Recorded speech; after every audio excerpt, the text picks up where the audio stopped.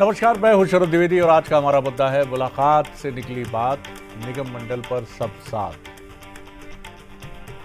बातें हैं, बातों का क्या, कस्में वादे प्यार वफा सब, लेकिन कहना पड़ता है कि बात बन जाएगी। सब साथ साथ हैं बाबू मशाए, सब मिलकर काम कर रहे हैं बाबू मशाए, किसी के मन में कोई मतभेद नहीं है, लेकिन ऐसा होता नहीं। लेकिन इसी के बीच में बीजेपी की गाड़ी पटरी पर खूब दौड़ती है और दौड़ती दौड़ती अपनी मंजिल तक भी पहुंचती है। कारण सिर्फ एक ही है, अनुशासन। आपको अच्छा लगे या आपको बुरा लगे, nobody is above the organization. संगठन से बड़ा कोई भी नहीं है। ये मंत्र साफ तौर पर पार्टी ने अपने आकाश पर लिख रखा है। तो आज एक मुलाकात हुई प्रदेश अध्यक्ष जी की और शिवराज जी की, और उसके बाद प्रदेश अध्यक्ष जी के मुंह से वो बात निकली जिसका इंतज़ार बीजेपी के लाखों कार्यकर्ताओं को है कि आखिर निगम मंडल, एडमिन, कार्यकारिणी कब घोषणा होगी। पहले देखिए ये स्पेशल रिपोर्ट, उसके बाद फिर डिबेट की तरफ।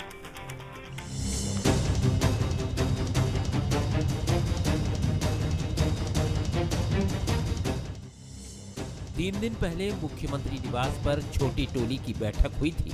उसके बाद मंगलवार को प्रदेश कार्यालय में उस वक्त अचानक हलचल बढ़ गई जब केंद्रीय कृषि मंत्री शिवराज सिंह चौहान प्रदेश अध्यक्ष हेमंत खंडेलवाल से मिलने पहुंचे। दोनों नेताओं के बीच बंद कमरे में लंबी बातचीत हुई। मुलाकात के बाद हेमंत खंडेलवाल मीडिया के सामने आए और निगम मंडल और संगठन में नियुक्तियों को लेकर बड़ा संकेत दिया।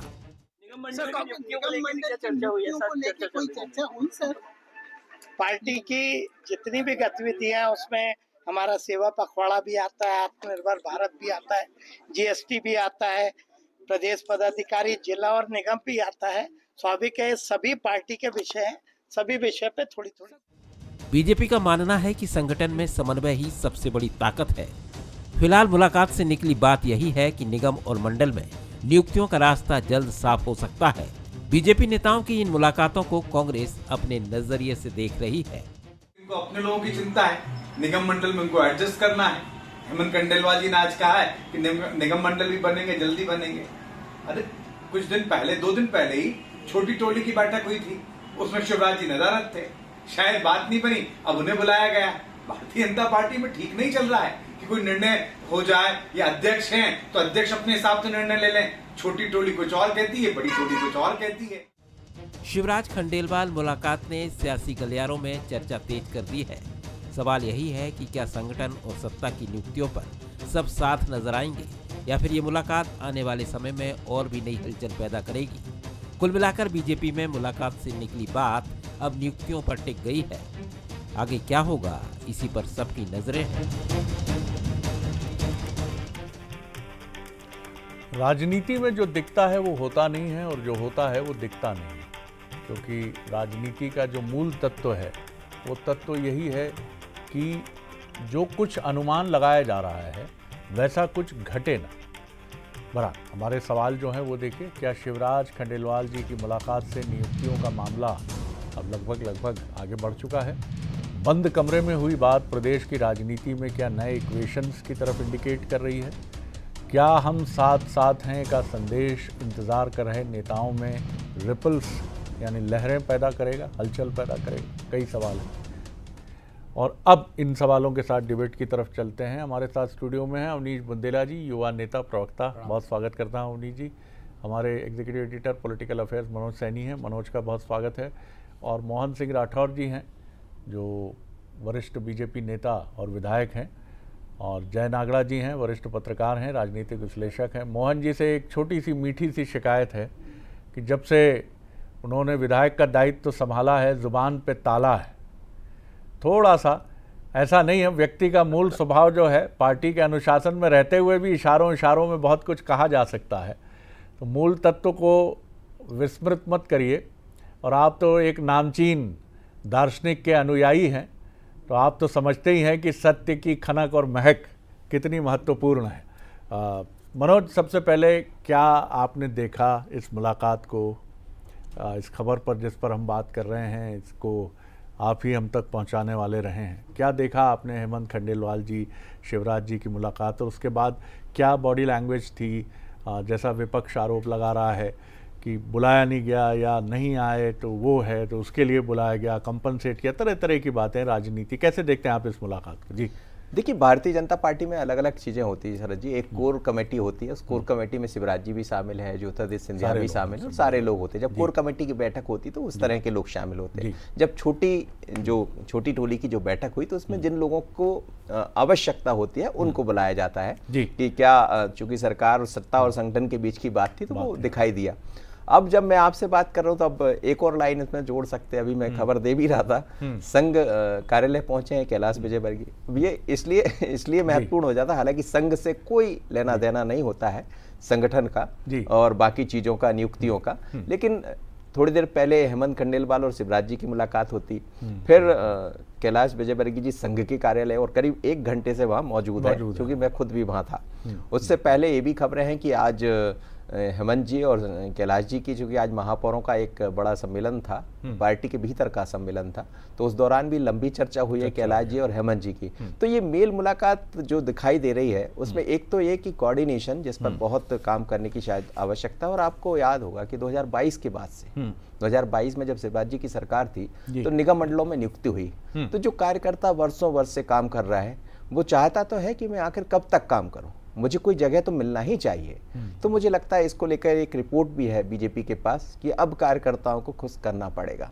तो ये उसी तरह की कवायद है। अब कवायद में ये है कि किसके कार्यकर्ता कितने खुश किए जाए, क्योंकि कांग्रेस के लोग भी बीजेपी में आ गए हैं। तो ये एक बड़ी चुनौती भी है और इसी पर बड़ी तेज गति से काम चल रहा है। और फिर मैं कहूँगा कि दीपावली के आसपास कुछ तो दिखाई देगा। बिल्कुल। और जैसा आपने कहा तो शिवराज जी भी अपना विनम्रता से, वरिष्ठ नेता हैं लेकिन विनम्रता उनकी जबरदस्त है, तो कह गए होंगे कि हमारे लोगों का भी ध्यान रखिएगा। स्वाभाविक है, क्योंकि उसके बाद ही तो हेमंत खंडेलवाल ने बोला, हम तो बोल नहीं रहे, वो खुद अध्यक्ष ये कह रहे हैं सभी मुद्दों पर बात हुई है, सभी मुद्दों पर बात बोला बाकायदा उन्होंने, निगम मंडल पर भी बात हुई है, संगठन की नियुक्तियों पर भी बात हुई है। ठीक बात है। एक PR एक्सरसाइज होती है ये।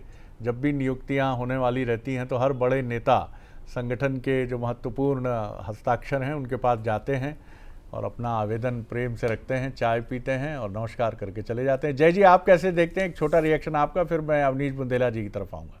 जी शरद जी, ये बात सही है कि चूंकि मध्य प्रदेश में शिवराज जी से लेकर के कई बड़े दिग्गज नेता हैं और सबका ध्यान रखना, सबके समन्वय के साथ में ऐसा निर्णय लेना जिसको लेकर के ताकि बाद की दिक्कतें ना हो। तो मुझे लगता है कि यह सारा पूर्वाभ्यास है, पहले इतनी तैयारी हो जाए ताकि बाद में निश्चित रूप से जब भी नियुक्तियां होती है तो बहुत सारे लोग दावेदार होते हैं, बहुत सारे हताश निराश होते हैं।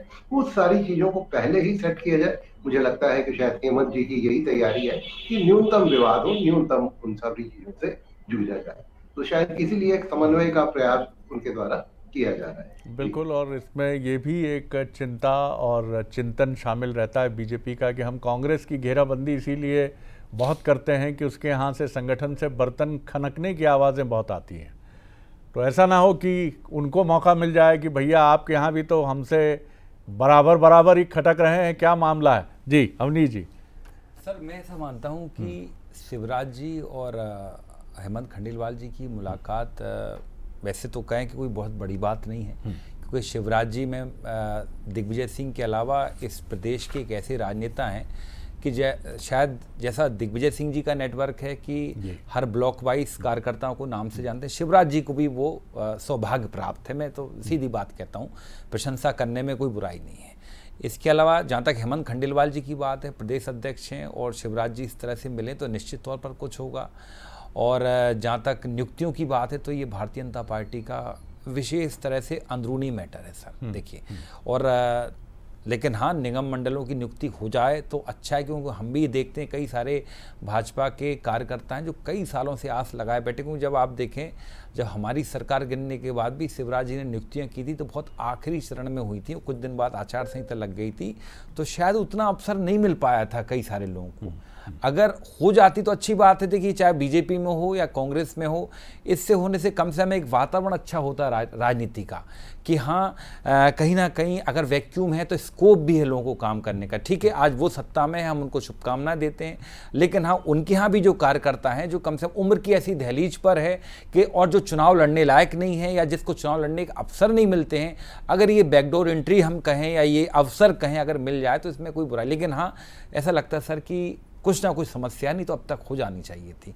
और जैसे जिस तरह से मुलाकात हुई है तो शिवराज जी भले ही दिल्ली हैं सर, लेकिन उनकी निगाह हमेशा मध्य प्रदेश की राजनीति पर रहती है, ये हम जानते हैं। मतलब मोहन यादव जी की कुर्सी, हम ये नहीं कह रहे खतरे में है क्या है सर, वो बिल्कुल हम नहीं कहेंगे। किसकी नहीं रहती सर, आप बताइएगा। कमलनाथ जी की कमलनाथ निगाह जी नहीं है, की दिग्विजय सिंह जी की बिल्कुल। निगाह अरे सर, कैसे, जिस प्रदेश से आपने प्यार किया है, सकारात्मक चीज है ना सर, ना? सकारात्मक चीज है। कोई हर आदमी चाहता है कि हम ग्रो करें सर, तो शिवराज जी की भी वो। लेकिन हाँ, जो आप कह रहे हैं वो बात बिल्कुल सत्य है कि कहीं ना कहीं उन्होंने अपनी एक फरमाइशों की एक सूची तो दी होगी कि भैया जे हमारे कछु लोग हैं। शिवराज जी का स्टाइल बड़ा देसी तरह का है, हमें मालूम है कि ये हेमंत जी इनको देख लेना, ये हमारे कुछ हैं साथी संगाती, इसी तरह से कहा होगा। तो शायद वही बात रही होगी। बाकी हाँ, हम ये मानते हैं कि भारतीय जनता पार्टी, खासकर मोहन यादव सरकार कंफर्टेबल पोजीशन में भी है, लेकिन कई बार जो मनोज जी भी कह रहे थे कि कांग्रेस से कई सारे लोग आ गए, सिंधिया जी का एक बड़ा रसूख है, राठौड़ साहब भी, मोहन जी भी वहाँ से आते हैं, उसी अंचल से आते हैं, तो वो भी सर कहीं ना कहीं उनकी भी एक फरमाइशों की सूची होगी, उस पर भी गौर करना पड़ेगा, खंडेलवाल जी को और मोहन यादव जी को। तो ये सर होता है। लेकिन हाँ, ये मैं मानता हूँ कि जो मुलाकात है ये अंदरूनी विषय तो है भारतीय जनता पार्टी का, लेकिन सर ये मुलाकात आसान भी है और आसान नहीं भी है, क्योंकि ये वही वाली स्थिति हो गई कि सर शादी वो लड्डू है कि जो खाएगा वो पछताएगा, जो नहीं खाएगा वो भी पछताएगा। जी जी जी। संवाद की एक कड़ी और भी होती है ऐसी मुलाकातों में, मोहन जी भी इससे बखूबी वाकिफ़ हैं और आप सब सीनियर लोग हैं। ये कड़ी ये होती है कि जो व्यक्ति आता है इस तरह से, जिस तरह के समीकरण हैं अभी, तो शिवराज जी ने ये भी हो सकता है कहा हो कि मेरी आदत तो नहीं है लेकिन आप देख लेना जरा, अब वैसे भी हम तो यहाँ हैं नहीं, दिल्ली में हैं, तो और उधर से जवाब आया होगा, अरे कैसी बात कर रहे हैं आप, तो आपकी राजनीति, आपकी बातें, सारी चीज़ें, नहीं, जो भी होगा पार्टी के हित में हम सब मिल बैठ के देख लेंगे। तो ये भी एक चर्चा हुई। मोहन जी, अब इंतज़ार है और मौका भी है, समय भी अनुकूल है, क्योंकि अब त्योहारों का मौसम है। इस समय चारों तरफ दुर्गा सप्तशती के पाठ और एक पवित्रता का वातावरण है, त्योहारों की शुरुआत हो चुकी है। अब दिवाली तक एक माहौल उत्सवी बना रहेगा। इसी में आप भी थोड़ा क्या अच्छा खासा रंग घोल दीजिए।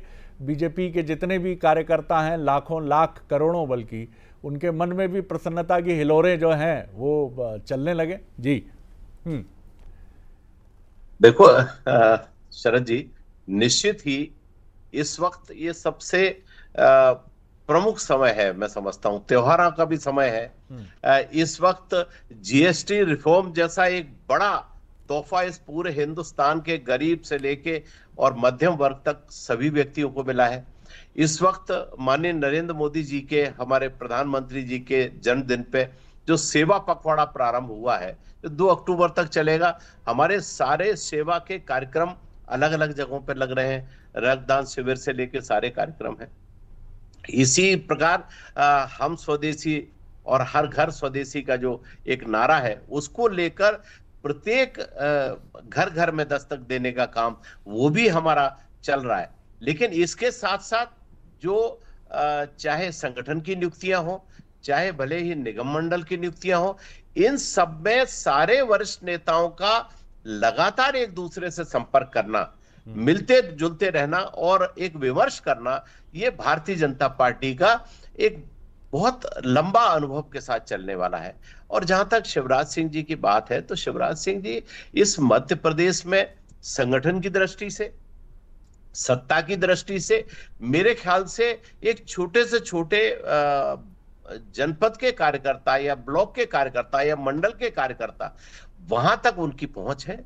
तो उनके अनुभवों का, उनके प्रशासनिक अनुभव, राजनीतिक और संगठन अनुभव के लिए अगर हमारे हेमंत खंडेलवाल जी जो प्रदेश के अध्यक्ष हैं, ये भी बहुत लंबा समय संगठन के साथ जिन्होंने व्यतीत किया है, मैं तो बहुत समय से संपर्क में हूं उनके, तो ये सारे क्रम है, लगातार चलते रहेंगे। कुछ दिन पहले आपने कहा था कि बड़ी सनसनी है, दिल्ली में फलाह से मिले, दिल्ली में फलाह से मिले, तो ये माननीय प्रदेश अध्यक्ष जी, माननीय मुख्यमंत्री जी, इनका ये सदैव एक क्रम चलता रहता है बैठकों का मिलने का, वही क्रम है। और एक जो बात आपने शुरू में कही, मैं उसको भी कहना चाहता हूं, ये भारतीय जनता पार्टी अनुशासन की पार्टी है।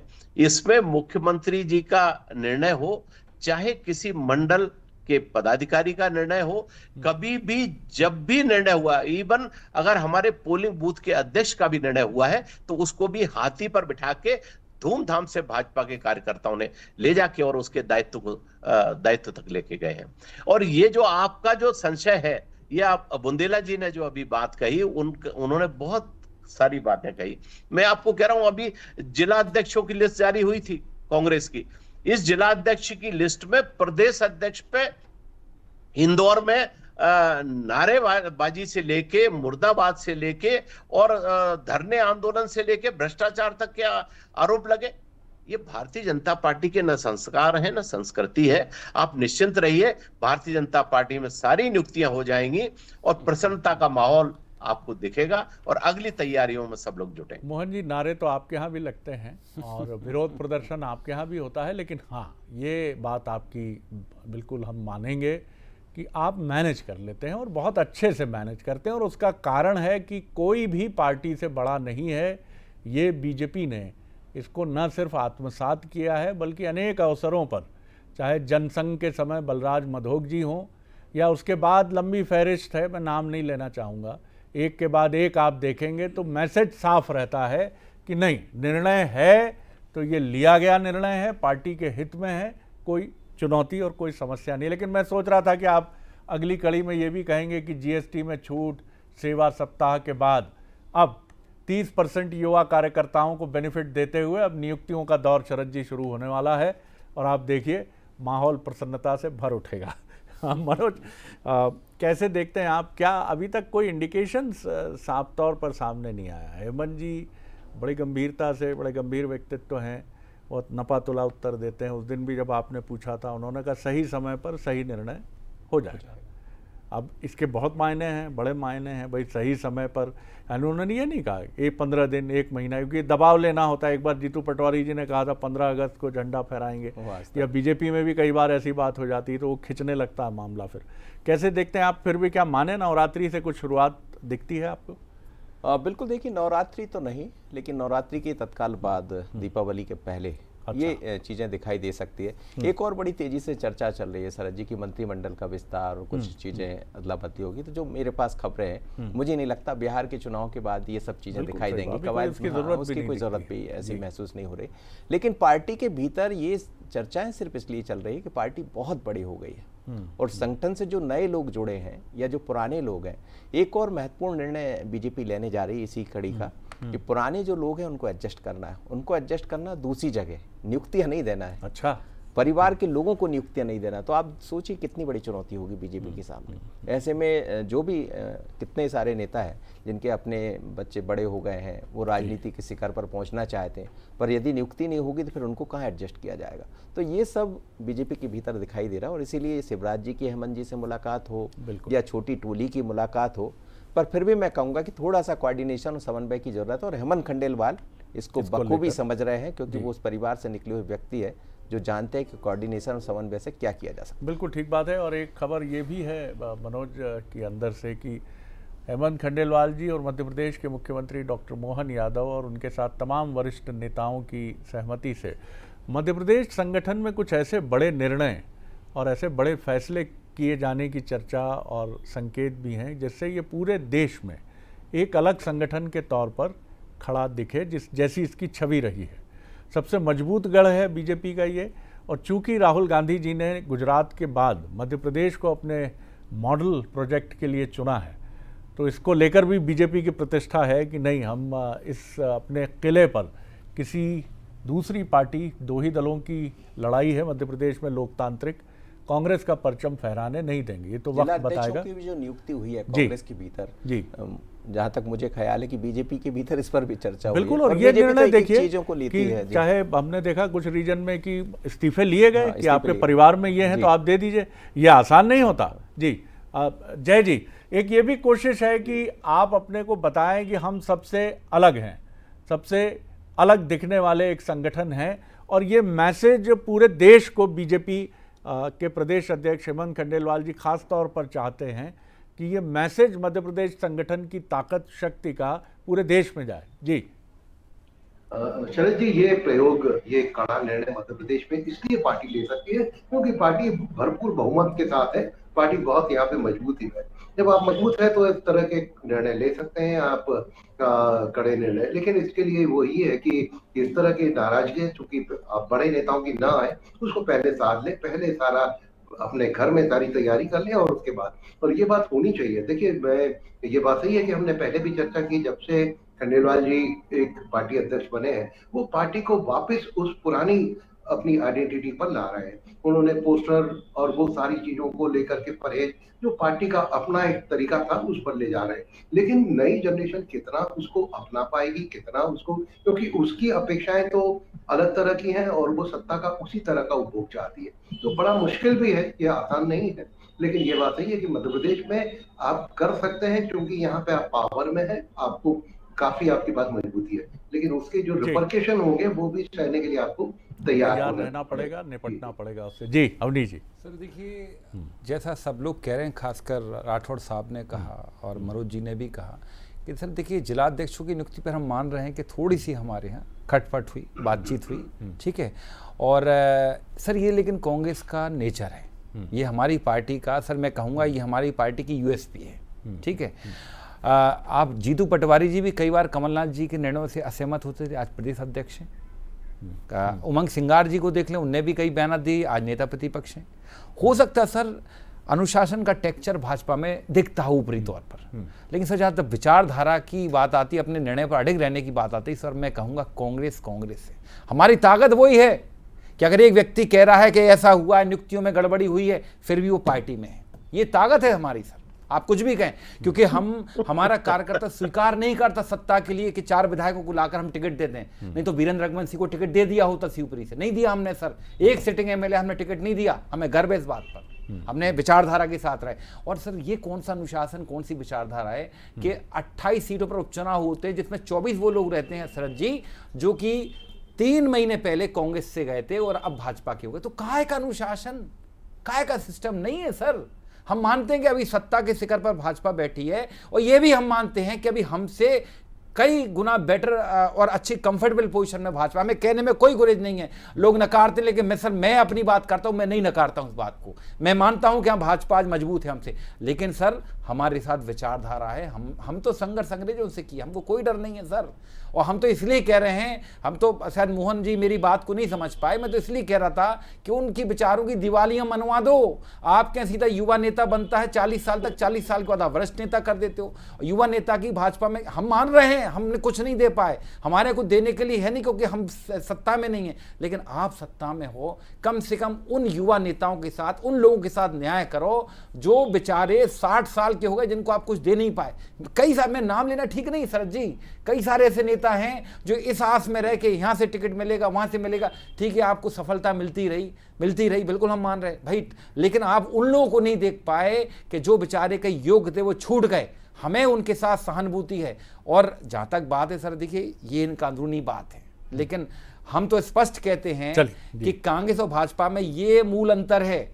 और जवाब ले हमारा कार्यकर्ता विरोध कर देता है। बोलिए मोहन जी। जी बोलिए जी। आप प्रवक्ता जी कांग्रेस के बुंदेला जी बोल रहे हैं, मैं आपको कह रहा हूं कि हमारे भारतीय जनता पार्टी में वरिष्ठ नेतृत्व के द्वारा कुछ बातें सैद्धांतिक रूप से जब स्वीकार कर ली जाती हैं, जैसे माननीय प्रधानमंत्री, यशस्वी प्रधानमंत्री माननीय नरेंद्र मोदी जी ने कहा था कि इस शताब्दी वर्ष में हम 1 लाख युवाओं को, जिनका कोई फैमिली बैकग्राउंड नहीं है, उनके परिवारों में कभी किसी ने राजनीति नहीं की, वो मजदूर का बेटा हो सकता है, वो खेतिहर मजदूर का बेटा हो सकता है, वो फैक्ट्री में काम करने वाले व्यक्ति का बेटा हो सकता है, लेकिन जिन्होंने परिवार में कभी राजनीति नहीं की, ऐसे 1 लाख युवाओं को इस भारतवर्ष में नेतृत्व पैदा करने के लिए तैयार करना है। मोहन जी ये अच्छी बात है, बिल्कुल ठीक है, ये बहुत अच्छी बात है, लेकिन मानिए फर्ज कीजिए, बस एक सेकंड कि अगर मोहन जी के पुत्र या पुत्री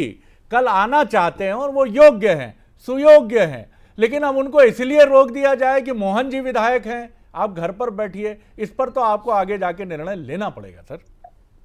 देखिए, मैं अभी हमारे पास हजारों युवा ऐसे हैं कि जो लगातार मेहनत कई वर्षों से कर रहे हैं उनको अवसर मिलेगा। जैसे माननीय चुनाव में महिला सशक्तिकरण के लिए 33% आरक्षण कर दिया, तो चलिए विधानसभाओं में, लोकसभा में तो कर दिया, लेकिन कौन सी पार्टी है जिसने किया हो? मैं आपसे दावे से कह सकता हूं कि भारतीय जनता पार्टी ने अगर 33% आरक्षण है तो वो भी लागू कर दिया। आज हम 33% संगठन में हमारे वरिष्ठ नेतृत्व के आशीर्वाद से दे रहे हैं। जल्दी से हमारे युवा जो मंडल में अगर 45 वर्ष की आयु कर दी तो 45 वर्ष तक के युवा को मंडल अध्यक्ष का मौका दिया गया। जिले में अगर हमने एक सीमा निश्चित की है तो उस तरह के लोग जिले में काम कर रहे हैं। चलिए सर, चलिए बहुत धन्यवाद करूंगा आप